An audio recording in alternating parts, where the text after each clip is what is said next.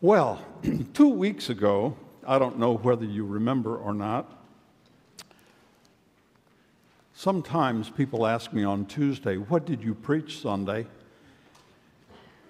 And I can't remember. It's discouraging. So I don't know whether you remember 2 weeks ago or not, but the sermon was, I thought, pretty pessimistic. It's what I thought I should say, but boy, by Tuesday's staff meeting, I was feeling like, my goodness, did I leave people in a hopeless state? Well, the staff told me that it wasn't that bad.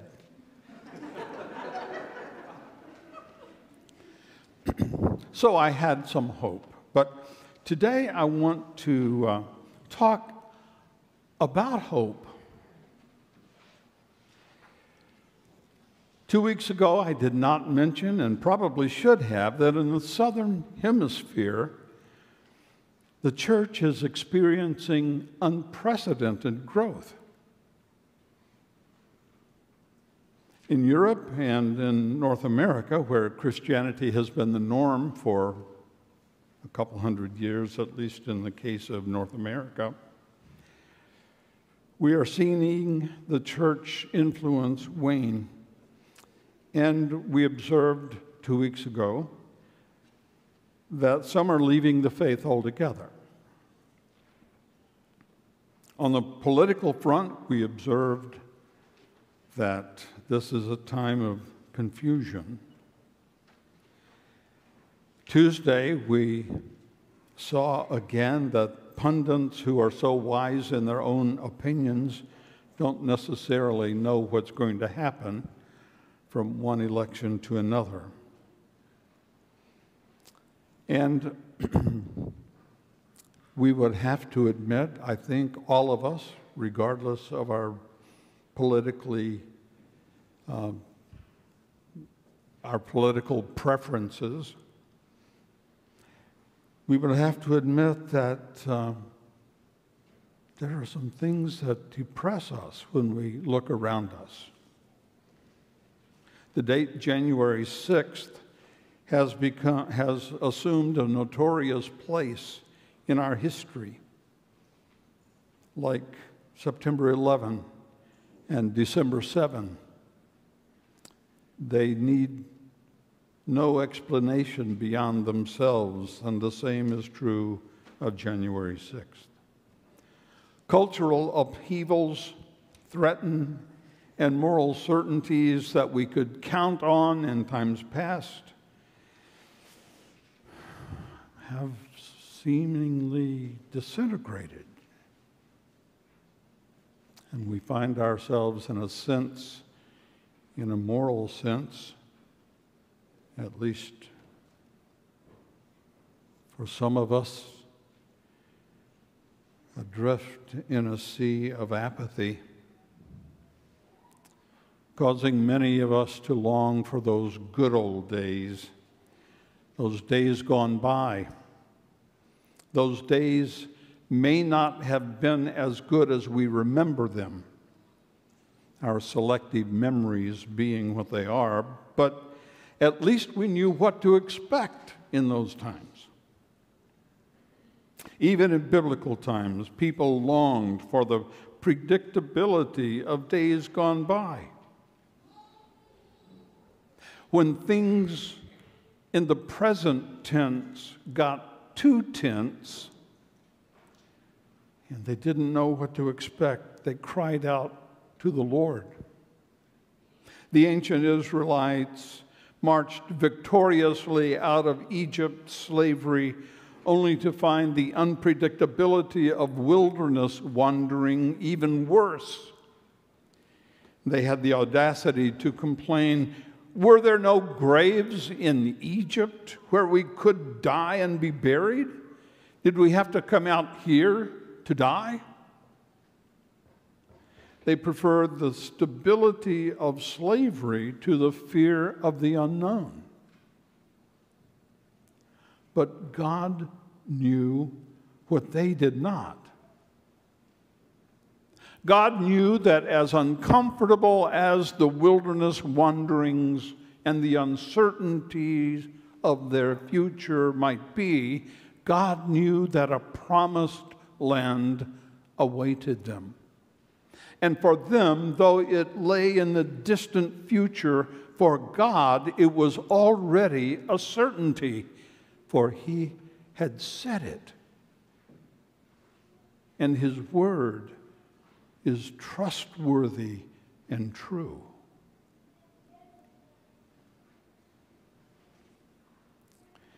A 1,000 years or so later,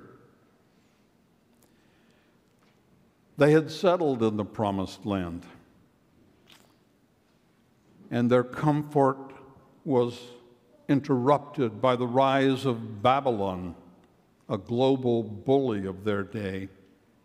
Nebuchadnezzar, their king, smashed Israel's rebellion decisively in 586 BC, when the Babylonian army tore down the walls of Jerusalem, burned and looted the temple, destroyed and demolished the government buildings, along with many of the inhabitants' homes in Jerusalem. Nebuchadnezzar, having learned from Israel's past rebellions, eventually executed 70 to 80 of the leading citizens and set about categorizing the rest of the people. Those who represented any kind of threat were deported to Babylon. Only those who lacked initiative or lacked training or lacked the ability to lead were left behind there in Jerusalem, amid the rubble of the city torn apart by war. Those who had been deported to Babylon faced a crisis. Their temple, the focal point of God's presence with them, was gone. And where is God became the common question. Some abandoned the faith altogether and began to worship Marduk, the god of the Babylonians, or other foreign gods. Those who remained faithful to Yahweh, Israel's God, found a new form of worship, gathering in homes, which undoubtedly gave rise to the later synagogue worship. Religious leaders of the Jews in exile promised better days ahead when they would return to their homeland and life would return to normal. In 538 BC, I know not all of you are history lovers, but this is important, I think. So try to hold on to these dates. 586, destroyed, moved to Babylon. 538, they're allowed to go back to their homeland about 50 years later. After Babylon had fallen to the Persians in an almost bloodless revolution, the prediction that they would return home came true, and some of the Israelites chose to remain in Babylon, but most, with the blessing of the Persian king Cyrus, marched victoriously and joyously back to their homeland, back to the good old days, back to the way life ought to be. Only it wasn't. In the 50 years they had been in exile, their homes that had been abandoned were taken over by the people who remained. And having lived there 50 years, they decided these are our houses and we're not willing to give them up to people who come back saying they own them. So property disputes arose. Fights over property became the norm. Jerusalem still looked like the war zone it had been half a century before. Hunger and disease plagued them. Life in this kind of turmoil became the norm for them. And facing an uncertain future, the people were desperate. Even after the walls had been replaced, even after the temple had been rebuilt, not like it was, but at least it was a place to assemble, nothing was like it should have been. Things weren't so good in Babylon, but at least they knew what to expect. And some began to lose heart and lose faith. Some turned to the old god of the Canaanites, Baal. But God knew what they could not yet see, that there were better days ahead. The prophets began to prophesy the coming of a Messiah. Christ's incarnation had not yet happened, but it was a certainty, even though they couldn't see it, because God had said it, and his word is trustworthy and true. So the prophet could pronounce the words that Mary read for us a few moments ago. For I am about to create new heavens and a new earth. I will rejoice in Jerusalem, the prophet wrote, and delight in my people. And things will be as they ought to be. Listen. No more shall the sound of weeping be heard in it, or the cry of distress. No more shall there be in it an infant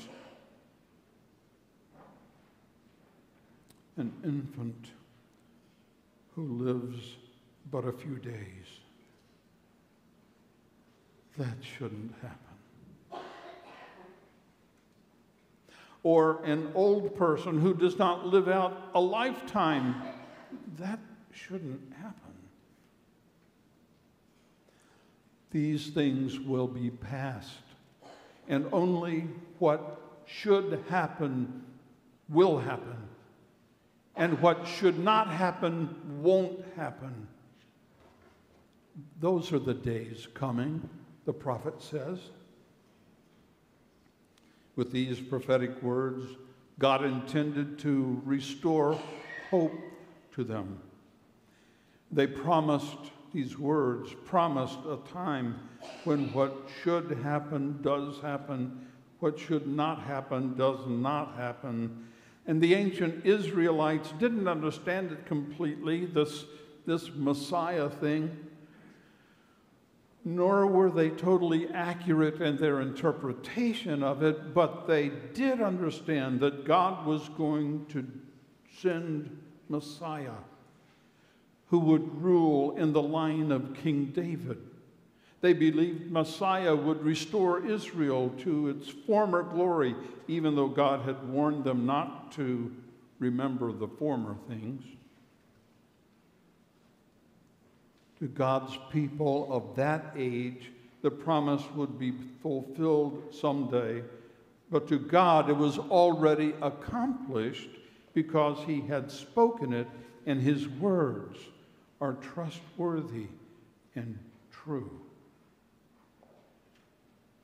And here we are now, 2,500 or so years later than when those ancient Israelites returned from Babylon, and were facing an uncertain future, wondering what was going to happen, and even wondering where God was in their confusion.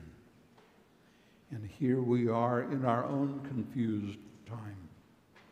Messiah has already come, and we have known him as God's Son, our Savior. But we still face uncertainty and confusion, don't we?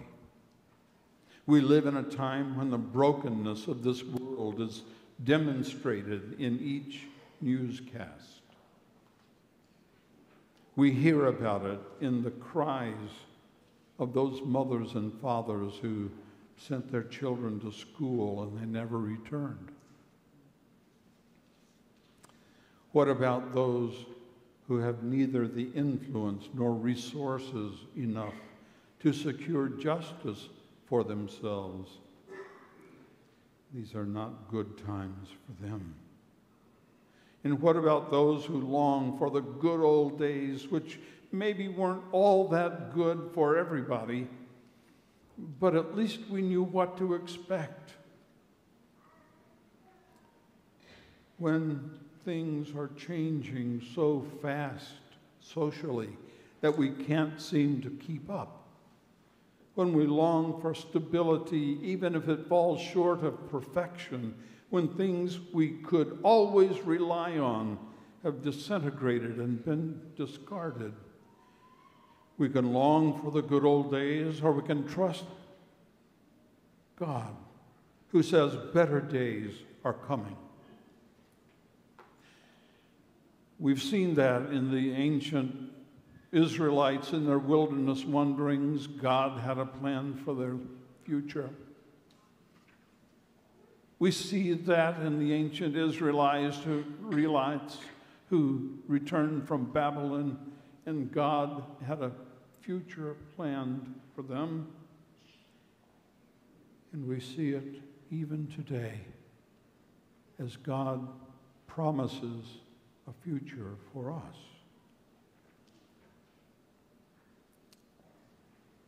God's parting words to us, as it were, in the Bible.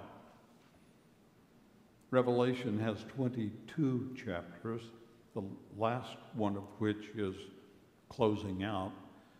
But in chapter 21, God says through John's prophecy these words, a message to Christ's people. Christ's people facing confusion and doubt and worry and wondering what's going to happen to them. His words come. Then I saw a new heaven and a new earth. For the first heaven and the first earth had passed away, and the sea was no more. And I saw the holy city, the new Jerusalem, coming down out of heaven from God, prepared as a bride adorned for her husband. And I heard a loud voice from the throne saying, "See, the home of God is among mortals. He will dwell with them. They will be his peoples, and God himself will be with them. He will wipe every tear from their eyes. Death will be no more. Mourning and crying and pain will be no more, for the first things have passed away." And the one who was seated on the throne said, "See, I am making all things new." Also, he said, "Write this, for these words are trustworthy and true." Then he said to me, "It is done. I am the Alpha and the Omega, the beginning and the end.